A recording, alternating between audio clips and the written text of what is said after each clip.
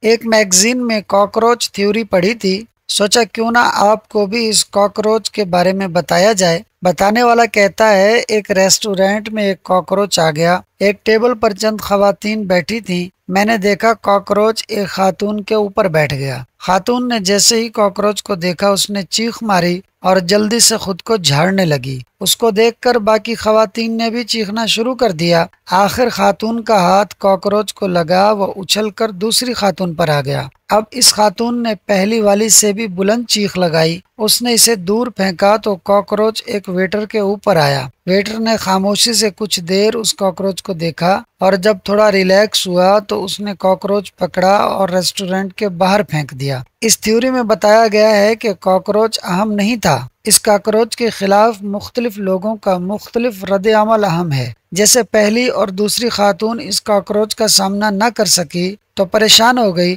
جبکہ وہی cockroach waiter کے لیے کوئی مسئلہ نہیں تھا۔ کاکروچ نے ان کی نارمل زندگی کو کچھ دیر کے لیے بگاڑا، وہ یہ بگاڑ درست طریقے سے ہینڈل نہ کر سکی۔ آپ پر کوئی شخص غصے سے چیختا ہے، آپ ڈسٹرب ہوتے ہیں، کبھی سوتے ہوئے بجلی چلی جاتی ہے، آپ ڈسٹرب ہوں گے، ٹریفک جام آپ کو ڈسٹرب کرتا ہے، یا جب کوئی کام جو بگڑ جائے تو آپ کا رد عمل کیا ہوگا؟ کیا آپ چیخنا چلانا شروع کر دیں گے یا سکون سے اس کا مشاہدہ کر کے اس ڈسٹربنس کو اٹھا کر دور پھینک دیں گے؟ مسائل نہیں بلکہ ہمیشہ ان مسائل کے خلاف ہمارا رد عمل کل کے نتائج طے کرتا ہے۔ اللہ پاک ہمیں مسائل کو اچھے طریقے سے ہینڈل کرنے والا بنائے، آمین۔ دوستو، ویڈیو اچھی لگی ہو تو فاز سنو یوٹیوب چینل کو سبسکرائب کر لیں۔